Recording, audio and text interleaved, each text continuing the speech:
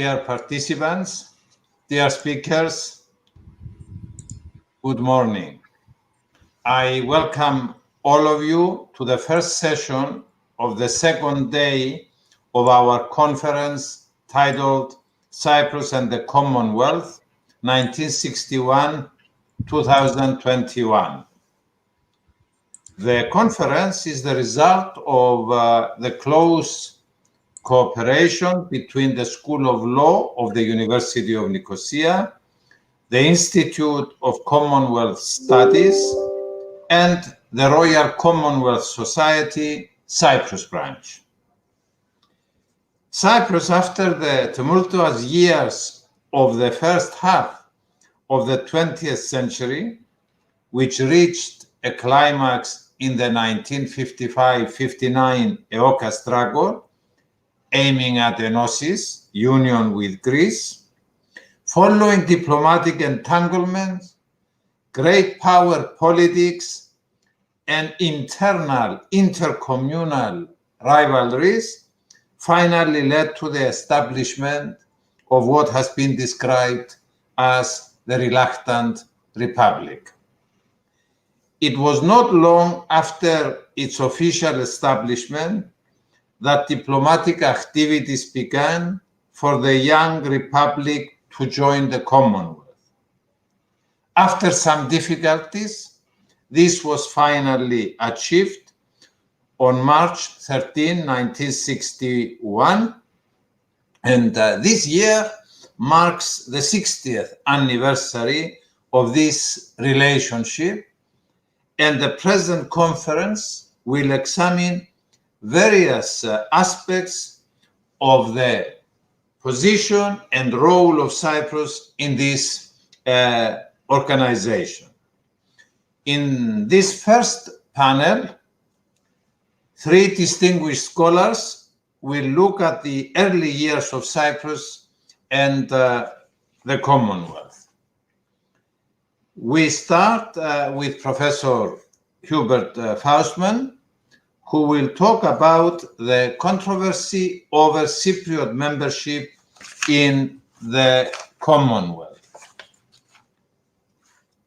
Professor Faustmann, well, he is a professor of history and political science at the University of Nicosia, where he has worked since 1999. Additionally, he is the director of the Friedrich Ebert Stiftung Cyprus office since 2011. He was the editor-in-chief of the referee journal, the Cyprus Review, from 2005 to 2016. He co-writes the annual reports about Cyprus for the Political Data Yearbook of the European Journal of Political Research. He is also editor and one of the authors of the monthly FES Cyprus newsletter.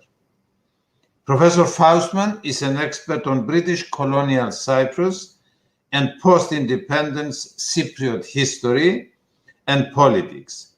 His research also focuses on hydrocarbon politics in the Eastern Mediterranean, as well as the relationship between state and society, where he focuses on political culture, clientelism, and political patronage. Professor Faustmann, this virtual floor is yours. Yeah, good morning, everybody, and thank you very much, Emilios, for your kind introduction. I will try to share my PowerPoint with you, and while I'm doing this, let me express... Oh, where's my PowerPoint? I don't see it here. That's bad news. One sec. This is... Ah, there we go. I just saw it. One sec.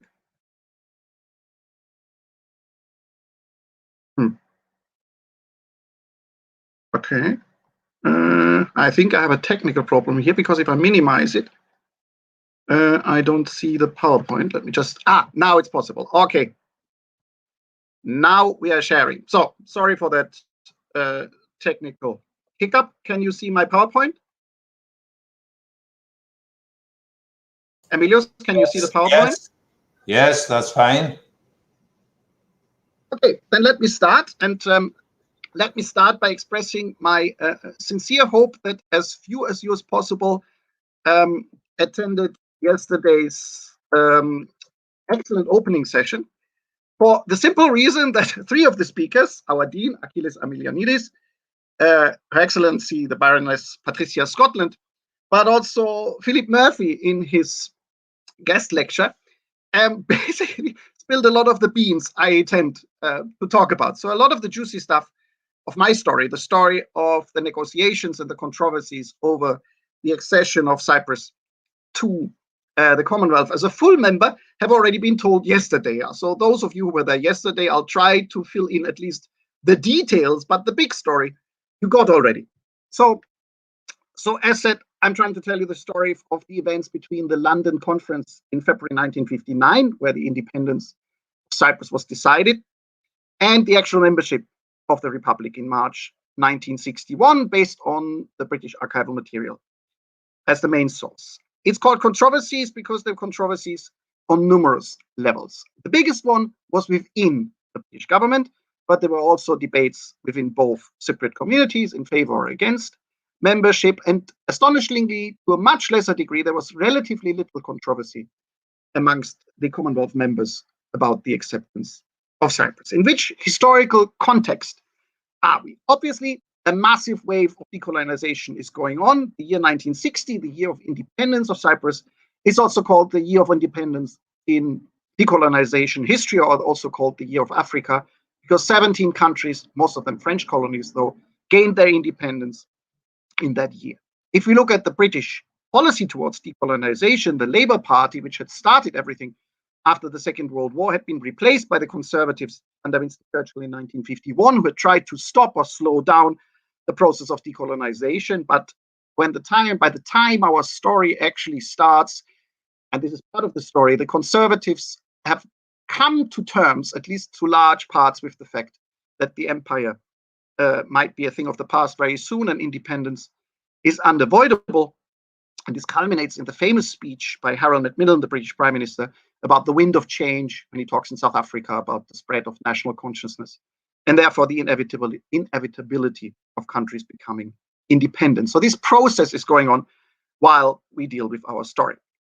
The Commonwealth is changing as well. It had been a body of white British settler colonies originally, but it had already accepted non-white colonies from Asia and Africa. It had not yet, and that's the peculiarity of our story, any small country like Cyprus, and Cyprus, spilling the beans here, will be the first, and therefore plays an important role in what is called, or what I would call, this third transformation of the Commonwealth. So our story starts at the London Conference, where independence is supposed to be finalized in terms of signing the documents, and then of course negotiations would ensue.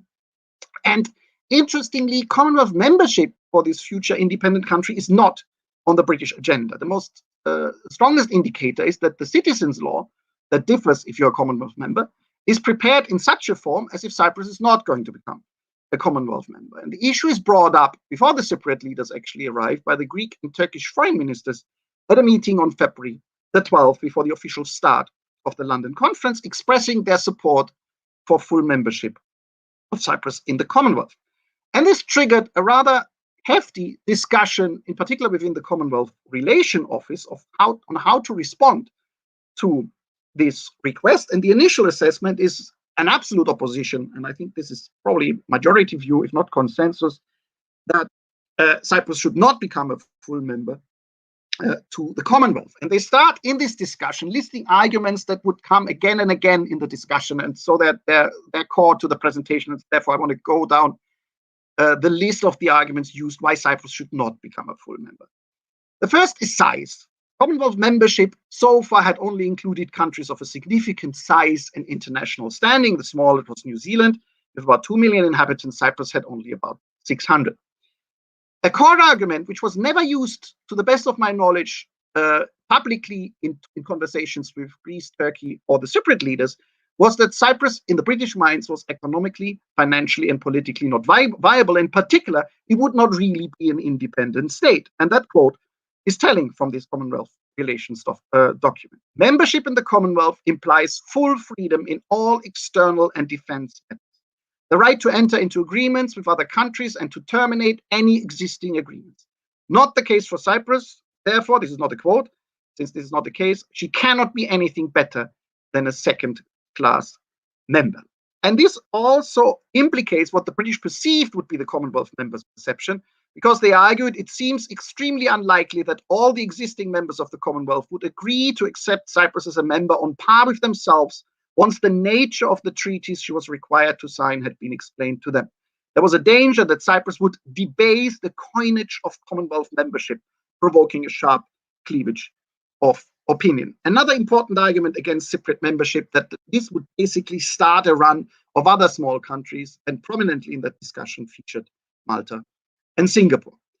Other arguments were that the scars of the violent anti-colonial struggle were still not healed. There was a danger that Cyprus would become communist. A big argument was that somebody like Karyos, whom the British perceived had British blood on his hands, would not be a welcome feature and figure at the Prime Minister's meeting in Commonwealth summits because of their past, and that applied to other potential leaders of the Cypriots. A minor argument was the novelty that no Commonwealth member so far had British sovereign territory. Another novelty was, in a gist, that Commonwealth members should be free to sign any agreement and, in theory, also join other countries if they wanted to. And this would not be the case with Cyprus, and therefore they were not really free and independent in their foreign policy. It ties into the limited sovereignty argument. There was some doubt if the Cypriots would accept the Queen as head of Commonwealth, and more doubt about the character of the Commonwealth, being that this signified an especially close relationship with Britain. But Cyprus, by definition, would have, because of the treaties of guarantee and alliance, and because of its past, an especially close relationship with Greece and Turkey rather than with Britain. The arguments listed in favor were basically that Greece, Turkey, and both Cypriot communities wanted membership, that it would mean that Cyprus would stay in close contact and in a close relationship with Britain. A minor argument is that it might work as a safeguard against enosis and therefore satisfy some of the Turkish Cypriot concerns. Obviously, from a Cypriot perspective, next of the prestige of becoming a member of this body, it would be mainly economic and other benefits like citizenship and the ability to stay in the UK on top of sharing the know-how of the Commonwealth. So what to do?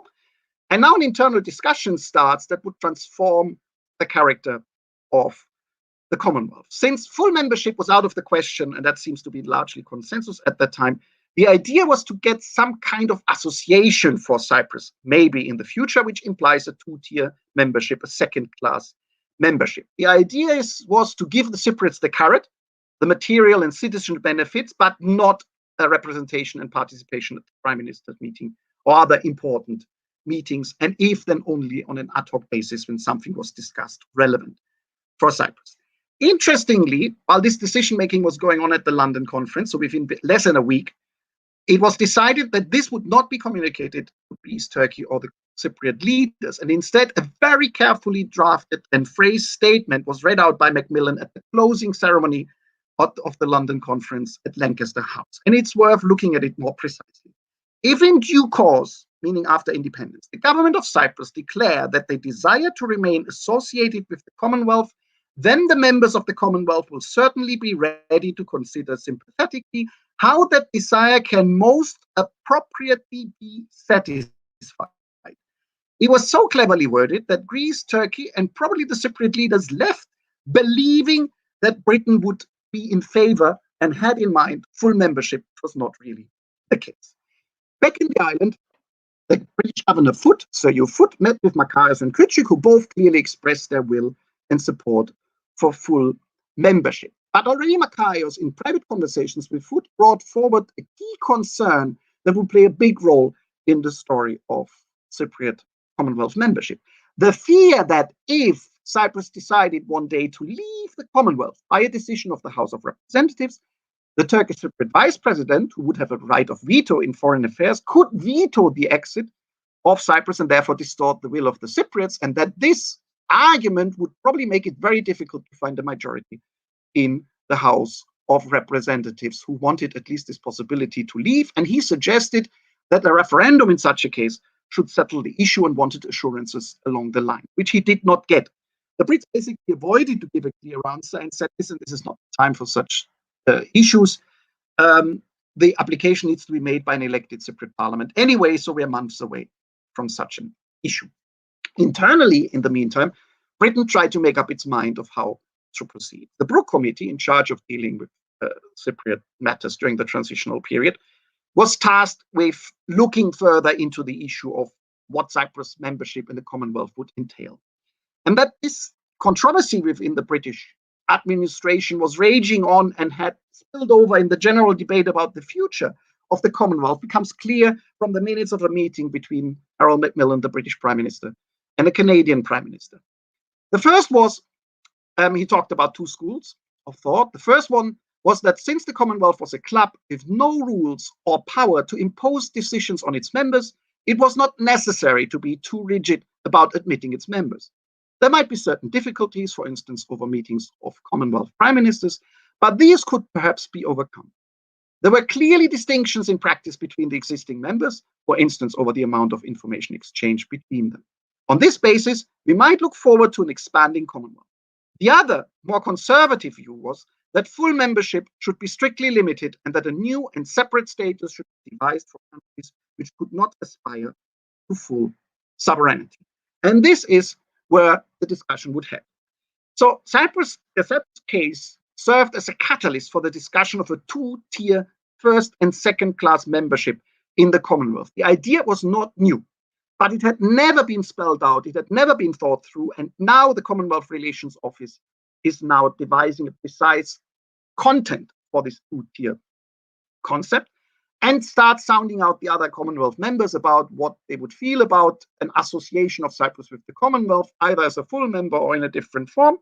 And interestingly, there's no strong objection. Many welcome a full membership. Others are skeptical about the limited sovereignty and say, okay, we need to study this further, but nobody opposes either Cypriot full membership or an associated membership specifically. By July, the British have made up their mind. The cabinet decides against full membership and in favor of what they call an internal association with the Commonwealth. Full membership was dismissed.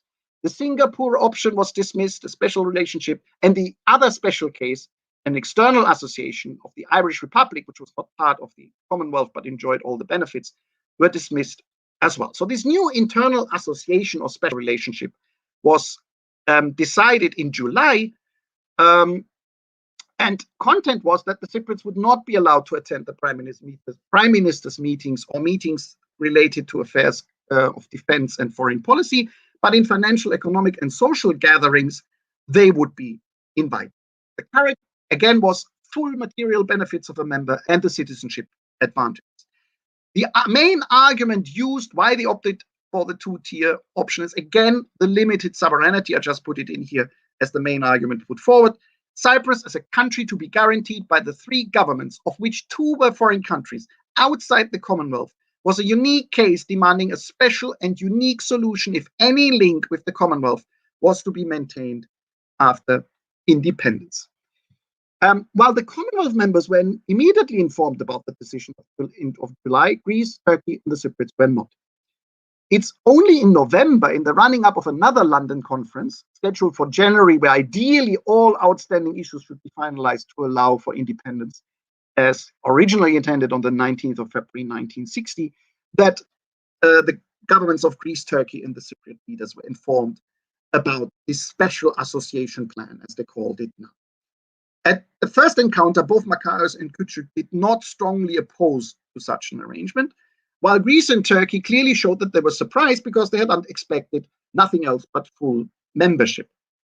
When they made up their mind, the choice was very clear. But before they did it, internal tension, and we heard a paper about this later on, so we'll be very brief, had already increased within the Greek Cypriot community because the number two, the leader of the EOKA struggle, George Grivas had come out against full membership, and best tolerated some financial connections with the Commonwealth. But the Greek government advised Markides strongly in favor of nothing but full membership, and Markides agreed and submitted a formal letter requesting full membership in a meeting with Foot on the 4th of January, shortly before the London conference. He supported full membership mainly because it would not be acceptable to have a lesser status than full membership, and clearly the fear that if Cyprus was not considered a country worth full membership in the Commonwealth, it might not be considered a country having sovereignty enough to become a full member in the United Nations, and this might undermine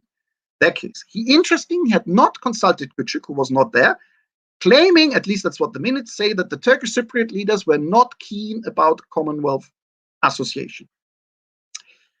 Foot, in a way, was mandate ended here. He could not decide this, so he was instructed by London, okay, we'll discuss this when all of them are in London, after all outstanding issues had been settled. So the next round happened at the London conference in January 1960, as said, with the goal to finalize everything and allow for independence. In the running up, also the number 2 of the Turkish Cypriot community, Rauf Denktaş, had come out against membership in the Commonwealth. Yeah, sorry to interrupt. You should be rounding up shortly. Then I'm going to be brief. I need another 5 minutes. So, bottom line, I go briefly through the slides. There is in the meeting an agreement on a special association. But as said, the Cypriots oppose it, and therefore Holmes promises to support an application in an upcoming Commonwealth meeting in May. But he's not fully committed to full membership. So the Cypriots cede by the way. So the internal controversy now goes into full swing between officials, between the Foreign Office, the Colonial Office, and the Colonial Relation Office. The other arguments that you see on the list, which for saving time, basically saying the Cypriots are now under impression that the UK is in favor of it. And the character of the Commonwealth is changing anyway. There are new arguments against it related to Greece and Turkey maybe becoming a problem for the Commonwealth, the special character of the Prime Minister's meeting being affected, but it also now spills over in a general debate over the future of the Commonwealth, while legal experts had come to the conclusion that basically Treaty of Guarantee was leaving Cyprus as a sovereign state. The Commonwealth sets up a committee to review the future of the Commonwealth, while the British government comes to the conclusion that full membership should be supported, so they're not happy, and the decision is taken the Cypriots should apply to UN membership first, become accepted as a member, and then full membership should be accepted. It gets bumpy. I'll go very quickly through this, not to take too much of your time. Cyprus joins the UN. It's not until January that they put on the agenda of the parliament a decision about Commonwealth membership. But now, again, the fear of the Turkish Cypriot veto occurs, and they want assurances. They're right-wing members of the parliament, probably close to Grivas, who oppose it. Akel seems to be opposed.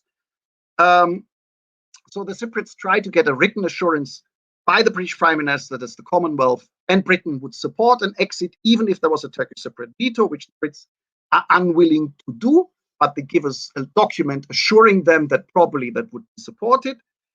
And then when it's put on the agenda, Turkish Cypriot members and the Greek Cypriot right-wing members who oppose put up a stunt, delay the putting on the agenda. It's overcome in a compromise where a 5-year trial membership is decided, or membership is decided, after which it would be reviewed by the House of Representatives, and that passes with overwhelming majority, including all the Turkish Cypriots and, surprisingly, the Akel voters. Then Karyos applies on the 20th of February and basically gets invited to the Commonwealth Summit, doesn't want Küçük there to have clear that he's head of state and this is not a two-headed monstrosity, but takes the Turkish Cypriot minister along. And on the 13th of May, Cyprus was unanimously accepted. And allow me to conclude. So what is this story? The story of controversies is mainly a story of controversies within the British administration. This is where the resistance was, and not from the Commonwealth members. It's clear that initially there was a strong preference for association, but they did not prevail. And for me, this is an indication of how the story of the Commonwealth went. when Britain gave in to the pressures and the decisions of others, but were prepared to accommodate them in the best of the tradition of British gradualism, accepting change when it was inevitably rather than opposing it. The controversies within the Cypriot communities, oddly, mainly are between the number one and the number two of the political right, and less on the political left, which, as I call it, in an exercise of dialectic pragmatism, then voted in favor, mainly because they said it would weaken American influence. So, final slide. The Commonwealth was already changing before the Cypriot case popped up, from this intimate club of powerful white British settler colonies to an intimate club of powerful but big and significant ex-colonies. But Cyprus, as I said earlier, was the catalyst and a pioneer for the next transformation of the Commonwealth. This reassessment, which would result in this transformation, had become imperative before Cyprus became an issue. But it was the Cyprus case that forced the Commonwealth to speed up the decision-making and seriously consider should there be a two-tier membership, only to dismiss it in favor of full and equal membership for all. And this is Cyprus' historical achievement. It is the first small member to be accepted in the Commonwealth, and the outcome of the controversy over this special case of Cyprus paved the way for the inclusion of small countries. So the Commonwealth turned from an intimate club to become an all-inclusive one. Thank you. Thank you, Hubert. You exceeded your time a little bit, but okay. Next presentation, titled Pre-Membership Perceptions by the Greek Cypriot Elites, 1959-1961, is joint work between Dr. Andreas Karyos and Marinos Papaioakeim, PhD candidate. Dr. Karyos has a BA in History and Archaeology from the University of Athens, an MA in 20th Century European History from Queen Mary, and PhD in Cypriot History from the School of Advanced Studies, University of London.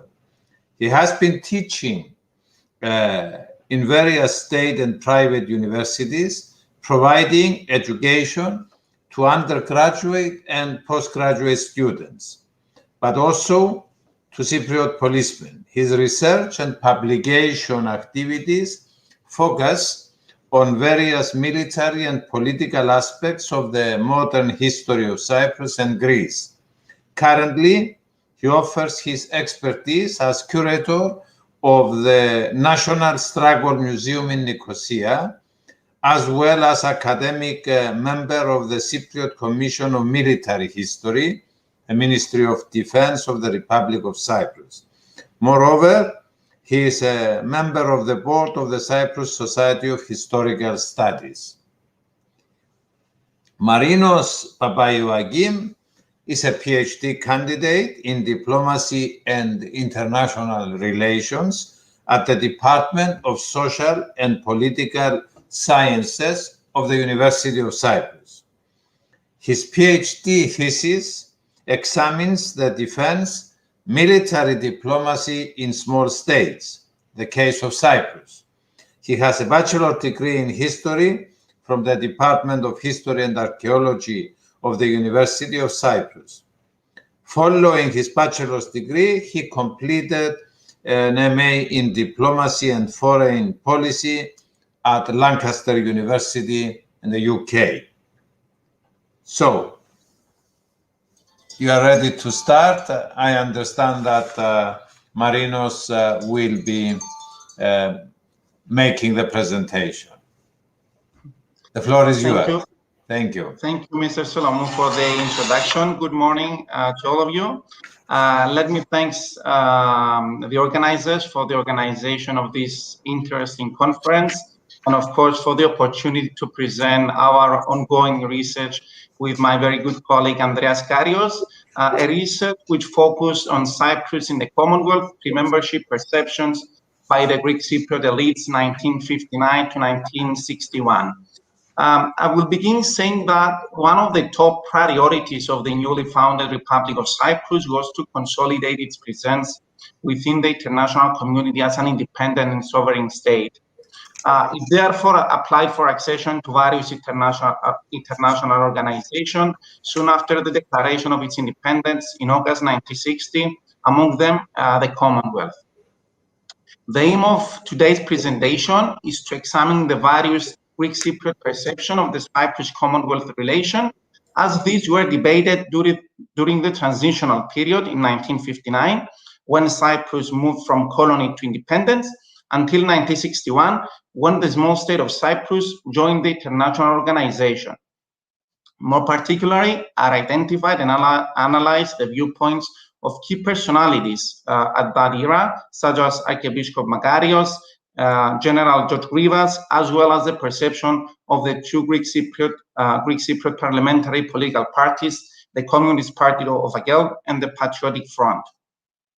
The research agenda also includes the opinion of elites from the socio-economic spectrum, such as businessmen, economists, the Chamber of Commerce, the Federation of Trade and Industry, the Cyprus Economic Council, as well as Greek-Cypriot Professional Association. This research and hopefully this paper is based on a variety of sources, such as declassified documents from the National Archives of the United Kingdom, and also Greek Cypriot newspapers, and interviews from close associates of the then key personalities involved in the events. I will begin our analysis by reviewing the Greek Cypriot economic professional elite perceptions about the matter of Cyprus Commonwealth future, a question that was put to the Cypriot side by the British as soon as the Zurich-London Agreement were signed in February 1959. Soon, a number of specialists, economic specialists, businessmen, and professional associations began to point out their vision concerning the membership of the Commonwealth. It should be emphasized here that this part of the Greek Cypriot society had considered participation in the Commonwealth as beneficial, not because of any feelings of loyalty to Britain and the Commonwealth, but rather for their personal and mainly for financial interest. For instance, among the many arguments that were raised, it was stated that in terms of custom tariffs, the Cypriot products will enjoy the same protectionist status with that of other Commonwealth goods in the Commonwealth market. In addition, they believe the circles that linking the Cypriot national currency to the sterling will enhance the former stability. Moreover, it was claimed that Cyprus could gain access to the reserve currency of the sterling area for its international transaction with non-Commonwealth member states. Another prospective advantage that was suggested was the ease of access to Commonwealth loans to help Cyprus finance its project on rural economy, industry, and development of port infrastructure. Since the economic criterion was the main driver for Cyprus to maintain strong ties with the Commonwealth, the Cyprus Chamber of Commerce and the Federation of Trade and Industry appealed to Karyos for the first time in March 1959 in order to undertake initiative towards a Commonwealth membership as an independent state. These bodies manifest again their stance in favor of accession in September of 1960, as well as in January and February of 1961. Another section of the Greek Cypriot society from the economic and financial circles indicated the disadvantages of Commonwealth membership. Cyprus will be bound to follow the resolutions of the member states of the international organization were among them the main arguments that were raised. Also, the new state will be obliged to show preference to import trade from the Commonwealth area. Similarly, Commonwealth policies will be imposed over the Cypriot export trade with third country, thereby limiting Cyprus' capabilities to form more profitable trade agreements, were among the many arguments that they were raised among the circles that were opposed to membership. Furthermore, it will be able to attract foreign investment in domestic companies and assets. Was another argument of these economic circles. Now turning to the views of one of the main figures, one of the main and most important personalities in the political life of Cyprus at that time, General George Rivas. Now, George Rivas, I mean, his recent past as the military leader of EOGA and anti-colonial movement afforded him to leverage to be able to influence various sections of the Greek Cypriot society. This realization prompted Karyos in December 1959 to commission a delegation to Athens to request Rivas' views on Cyprus Commonwealth future relations. Rivas opposed to membership of the Commonwealth, as was stated in the previous presentation. Also, Rivas, he labeled that the partner of association proposed by Britain was humiliating to Cyprus. He also proposed that before any decision was reached on this question, the Cypriots should be given the opportunity to express their will through a referendum. Concentrating on the economic dimension, Rivas stated that the preservation of association to the Commonwealth will mean continuation of a trade deficit amounting to 7 to 8 million pounds. Furthermore, he raised some other arguments, economic related, that were against a potential participation of Cyprus in the Commonwealth. Despite his negative stance, Rivas accepted that Cyprus should remain in the sterling area to avail itself from any possible advantage in the field of economy. It's worth mentioning that Rivas remained adamant on the question of Commonwealth membership, and in an article published in the Greek newspaper Vima on August 14th of 1960, he publicly criticized Karyos' efforts to secure Cyprus accession to the international organization. Now turning to the second most important personality at the Cyprus political life, of course, Archbishop Karyos. When reviewing Karyos' statements in the press during the pre-membership periods, pre-membership to the Commonwealth period, we cannot clearly interpret what his motives were, especially during the first month after the Zurich-London agreements. We can assume that from the beginning, Karyos envisioned the entry of Cyprus to the Commonwealth.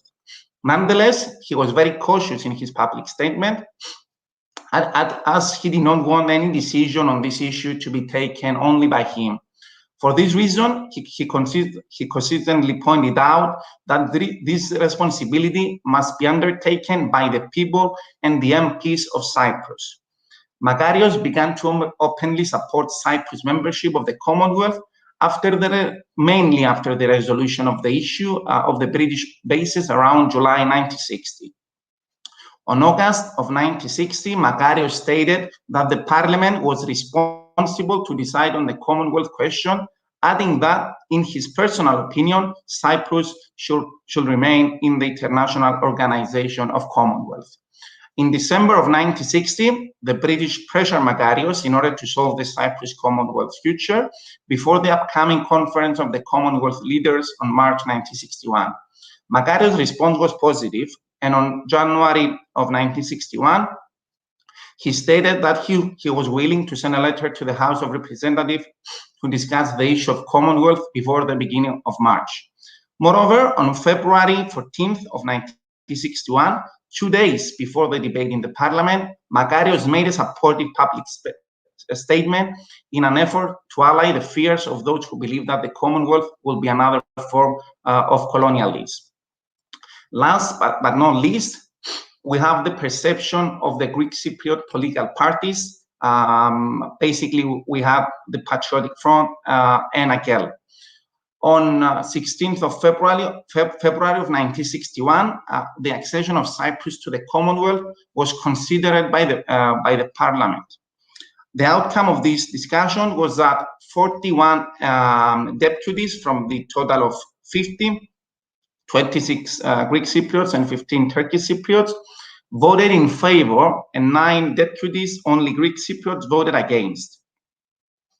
I will begin with the views of Patriotic Front, which was the dominant Greek Cypriot political entity, the parliament.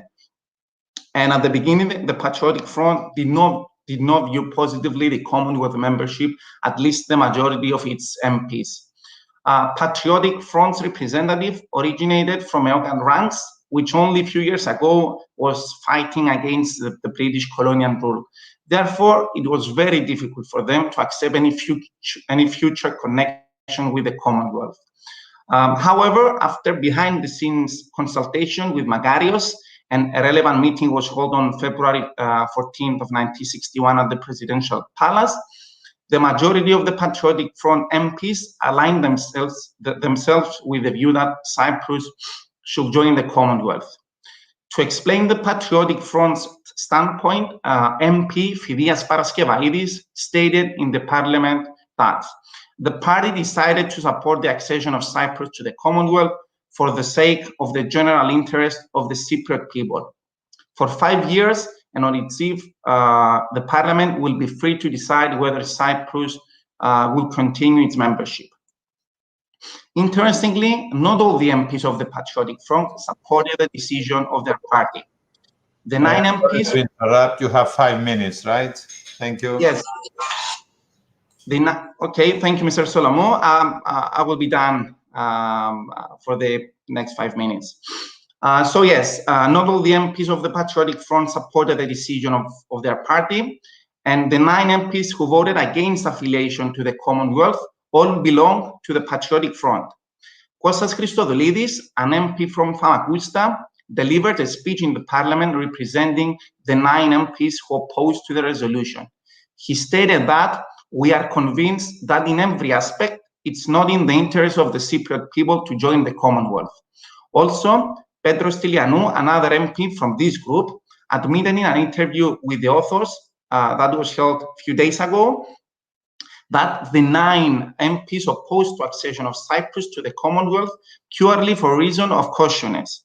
After the struggle of EOKA, of course, we felt bitterness of its result, but we were also afraid that there might be established paternalism by Great Britain.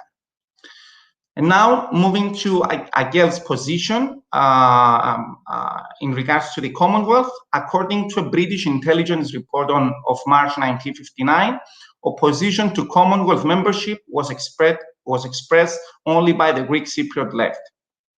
The Communist Party of Agel preferred Cyprus to belong to the USSR and satellite states, so that the island will receive significant financial aid by those communist countries. Additionally, Agel argued that a Cypriot membership in the Commonwealth will result in the involvement of NATO in Cyprus. During the parliamentary debate on the Commonwealth question, the MP and General Secretary of Agel, Ezekias Papaioakeim, stated his party position. It will be preferable to leave from the Commonwealth, but under the circumstances, we have to remain for 5 years and prepare for our withdrawal. Essentially, Agel's opposition to the Commonwealth originated from its anti-Western stance and pro-Eastern political orientation.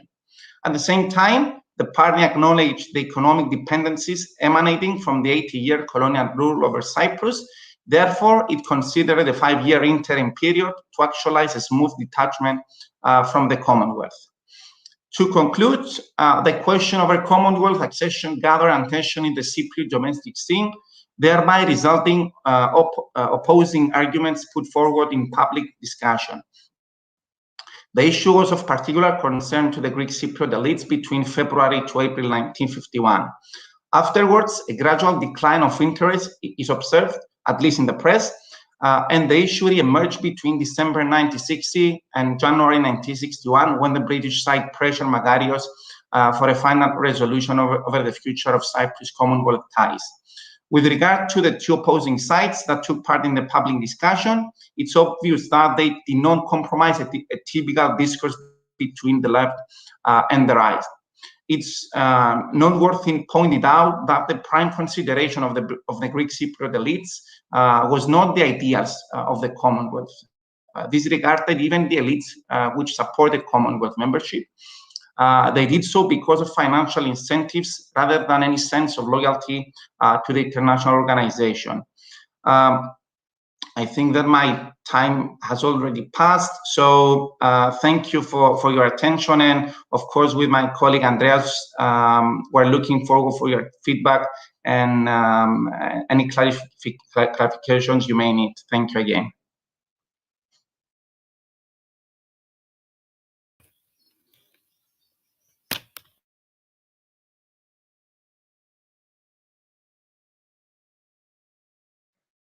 Emilios, you have to unmute yourself.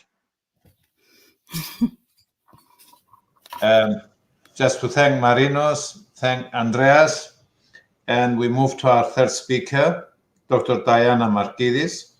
Her presentation is titled Diplomatic Ambiguity, Cyprus, the Commonwealth, the Non-Aligned Movement, and the Greek-Turkish Framework, 1961-1963.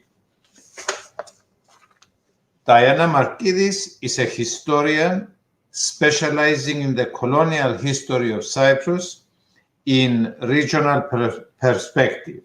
From 1999 until 2004, she was a senior research fellow at the Institute of Commonwealth Studies at the University of London.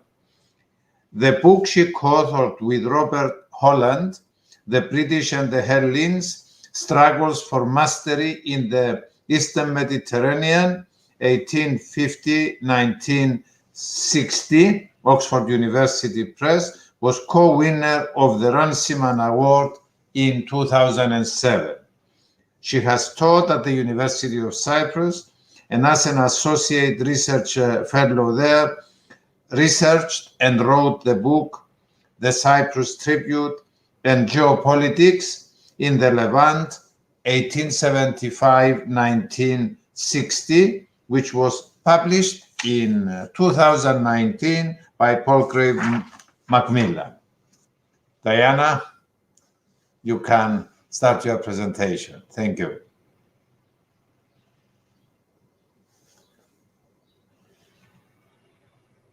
Can you unmute yourself, please? Can you hear me now? Yes. Right. Good morning, everyone. I'll try again. Just before I start the address, I would like to say how very glad I am that my old college, the Institute for Commonwealth Studies, has now an academic foothold in Cyprus with this wonderful cooperation with the School of Law of the University of Nicosia. And again, before I get to the substance of my topic, I'd like to add to the very interesting paper that Marinos and Andreas have just presented, just by making an extra comment about the attitude of Archbishop Karyos, the President of the Republic, to the Commonwealth. And as my paper also goes beyond the application time to the first years of Commonwealth membership, I would say that certainly by 1961, Makarios was extremely positive about the Commonwealth. He took the trouble to make special relations, for example, in Kenya, where he founded a seminary, baptized lots of babies. He was very conscious of the active, prosperous, politically lively Cypriot communities in many parts of the Commonwealth, and what a useful link that could be.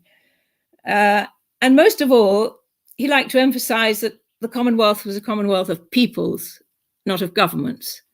And this mattered. Now, to get on to my main topic, I'm going to focus on the unusual complexities of the island's diplomatic and political developments in connection with the Commonwealth in those very early years of the Republic, from 61 to 63. As we've heard from Hubert and from Achilles yesterday, As a colony moving towards independence, the island would be a natural candidate for membership. But Cyprus generally has a tendency to be an exception in all kinds of situations, and its connection with the Commonwealth was true to form. And that form, as Hubert has clearly demonstrated, immediately became an issue, as well as the access itself. The British Prime Minister, Harold Macmillan, was careful to indicate that full membership would not be appropriate. And as we've already heard, the reason he gave was that the nature of the agreements that created the Republic were such that Cyprus would not be entirely sovereign. And this is a theme that runs through this paper.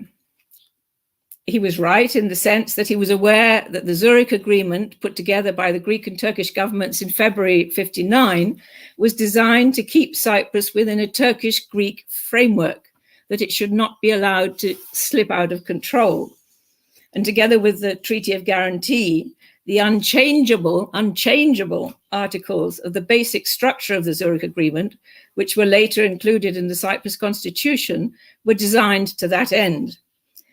This was particularly important for Turkey. In February 1959, the Turkish Foreign Minister Fatih Zulu had described the island as being, and I quote, Turkish-Greek, not Cypriot, but Turkish-Greek, in that order.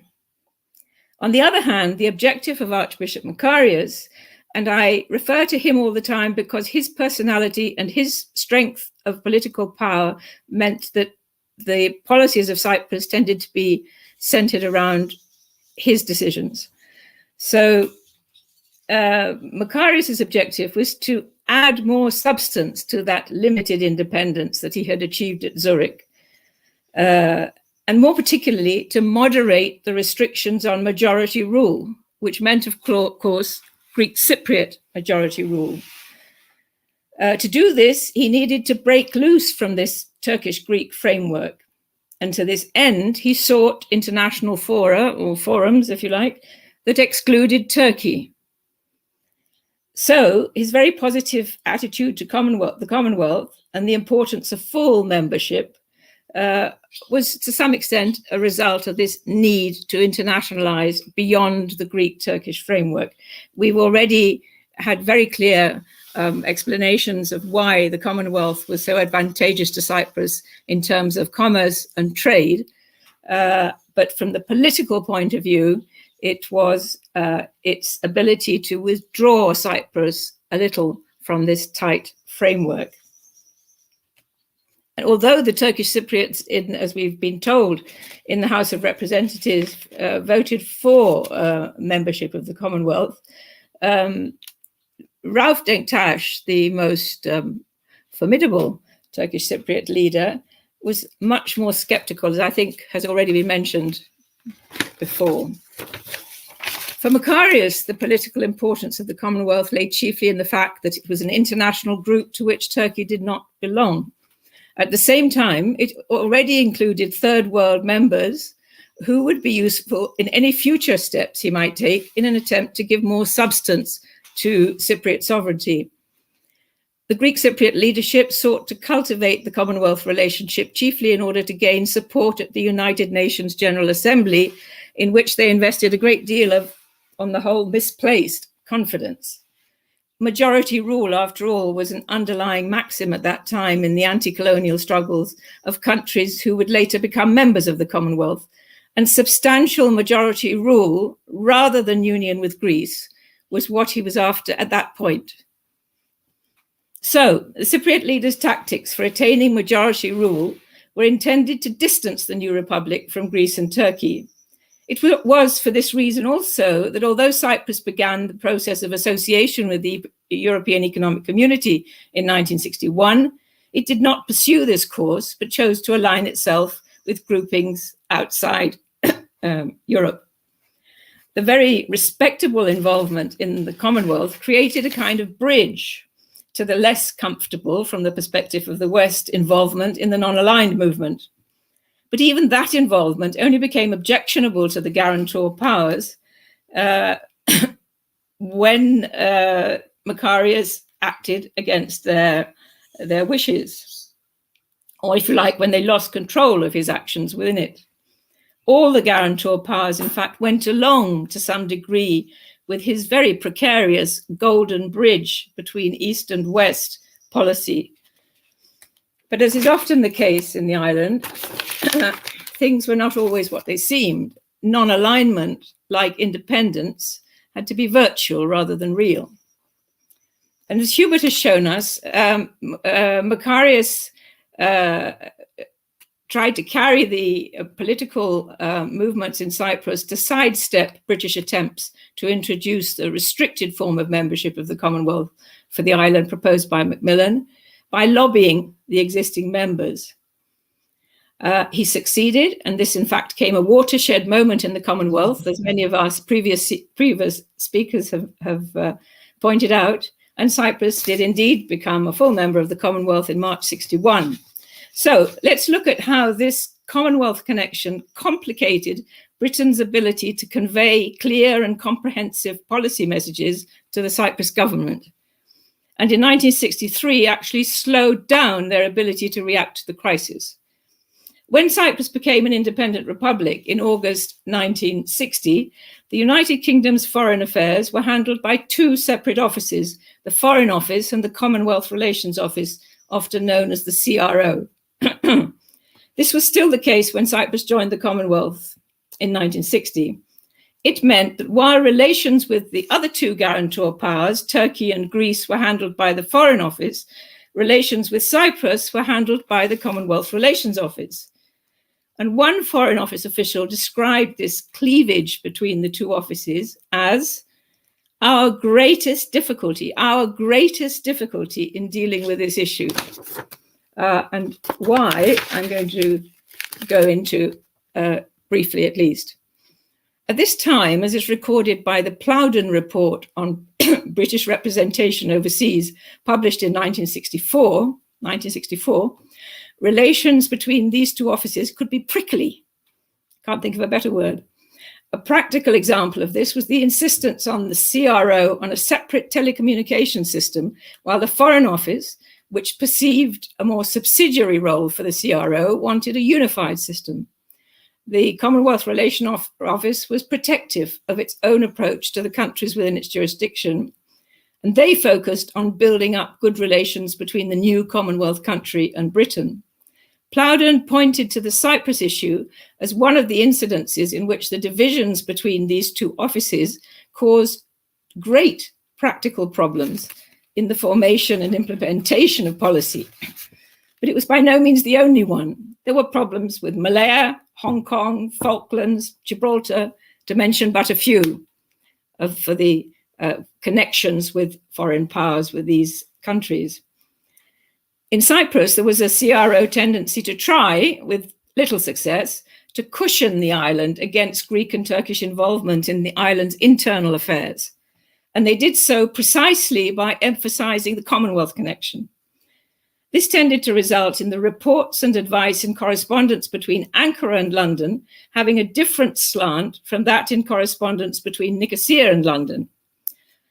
The one point on which the Foreign Office and CRO preferences coincided was that the key problem of how the troublesome pending articles of the Constitution should be implemented, and the friction built up around this issue, that these pending articles should be resolved locally.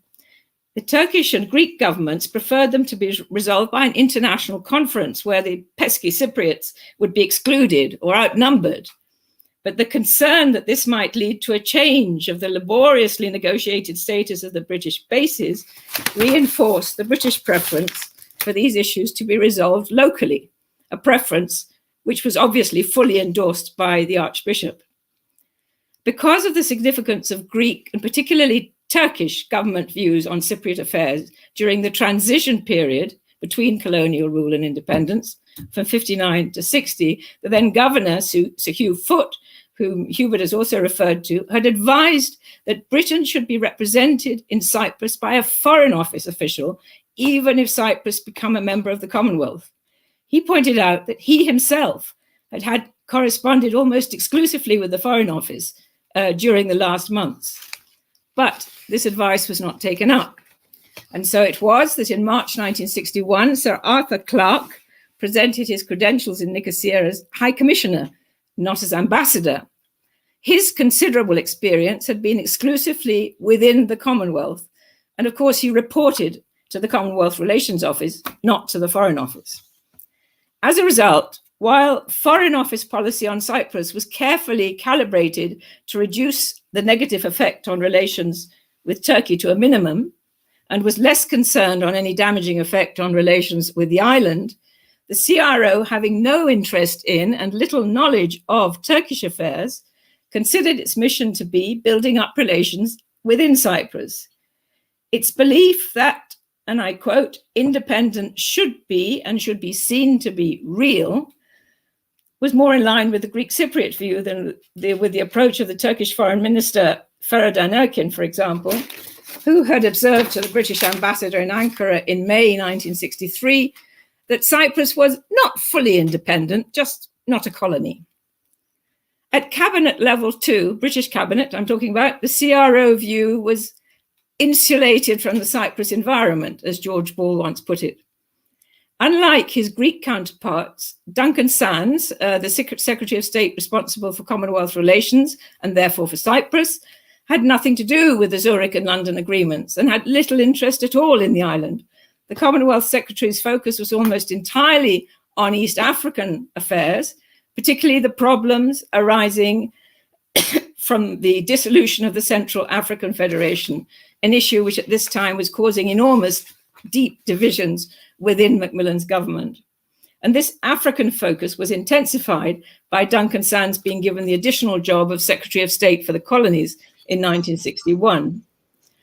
It was observed by the experienced American ambassador in London, Robert Bruce, that the Commonwealth Relations Office did, and I quote, very little independent thinking raise Cyprus and relied primarily on the High Commissioner. Now, Arthur Clarke tended to consider Cyprus affairs at a distance from the Greek and Turkish metropoles, whose unwarranted interference in a Commonwealth country he abhorred, but was impotent to prevent. Now, let's look also at the international context of the island's involvement with the non-aligned movement. Diana, you will be rounding up now, right? I need another few minutes. Okay. Okay. Couple of minutes. Let's look at the international context of the island's involvement with the non-aligned movement. During the first years of the Republic's existence, the British government also regarded Makarios' flirtations with the non-aligned as relatively innocuous, and there was no serious attempt to prevent the Archbishop's participation.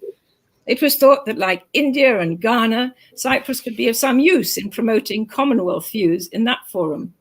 For the Greek Prime Minister Konstantinos Karamanlis, who was by 1962 charting a course of deepening integration with Europe, what continued to matter was full implementation of the London and Zurich agreements.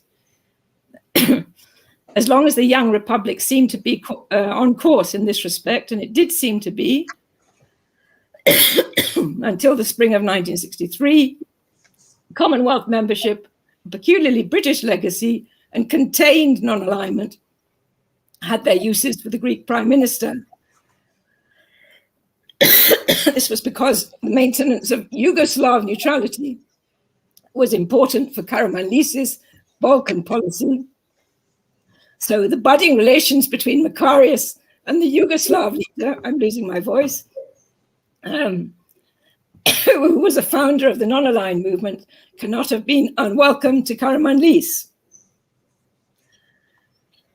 A non-aligned policy and Commonwealth membership demonstrated that Cyprus is not under the domination of Athens, a message both Karamanlis and Makarios were anxious to convey. The important fact for Greece and her allies was that such tightrope walking would not ever be allowed to endanger the Western alliance. On the contrary, it was expected to strengthen it. Also, the Turkish government reacted in a fairly subdued manner. Can you hear me? Or shall I get a drink of water? A quick drink of water. Okay. I won't be long, 2 minutes. All right.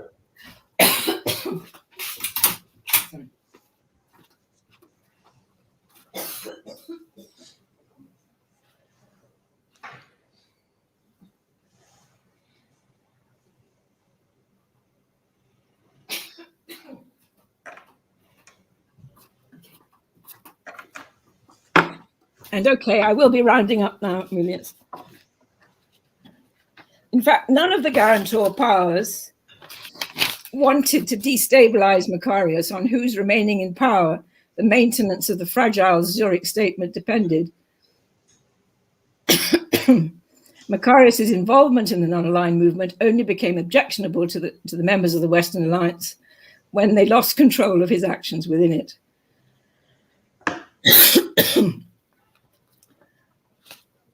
An indicator of the utility of the non-aligned in the Greek Cypriot quest for greater sovereignty was the ABSO conference that took place in Cyprus on the eve of Karyos' submission of his 13-point proposals. The conference concluded with a resolution supporting majority rule in Cyprus. And of course, Greek Cypriot majority rule, then as now, was anathema to Ankara. So here we have a clear contingency plan for the failure of the Greek Cypriot proposals. That the proposals would fail was obvious to the Foreign Office, but not to Arthur Clarke or Karyos. The date of their submission was timed to coincide with a visit to Nicosia by Duncan Sands on his way back from Kenya, and subsequently his presence at the NATO talks in Paris. In both places, he was expected to persuade the Turkish side to negotiate the proposals. The Foreign Office did not see these until the last minute, and then could only suggest diffidently, the irony in that word says it all, that the Turks were expecting something much shorter and simpler. If you really want me to stop now, I will leave out a bit. We have to, because the next panel is waiting. I'm sorry about this. Just let me wind up then. Yes, okay. I just want to conclude with looking at what all this that I've managed to say has to say about the consequences of Commonwealth membership in the early years of the Republic. Far from the British being behind some Machiavellian plot to pit the Greek Cypriots against the Turkish Cypriots, something that you hear from time to time, it was the very liberality of CRO policy generally, and the liberal tendencies of Sir Arthur Clarke in particular, that helped to allow Karyos to believe the island could be insulated from its Eastern Mediterranean context. Thoughtful people believe the crunch has come, observed Arthur Clarke, just after the Turkish rejection of the Cypriot proposals. Is the island to become an appendage of Turkey or an independent republic within the Commonwealth? More idealistic than realistic, perhaps. But the Commonwealth relationship has stood the island in good stead in the subsequent years, contributing to its international respectability. Also, the Commonwealth outlived the non-aligned movement, and as the number of small Commonwealth states increased, has provided a support mechanism for the island within the United Nations and elsewhere. Thank you very much. Thank you. Thank you, Diana. Now I'm wondering, because they are waiting for the next panel, that we don't have any, I cannot see any questions in the chat, so we could round this up. I would like to thank all of you as speakers for the very interesting and informative presentations.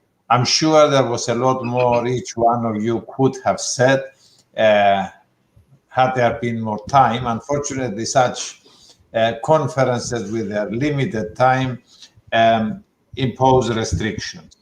Well, thank you all, and thank you to all those who attended and virtually followed the presentations. Thank you very much.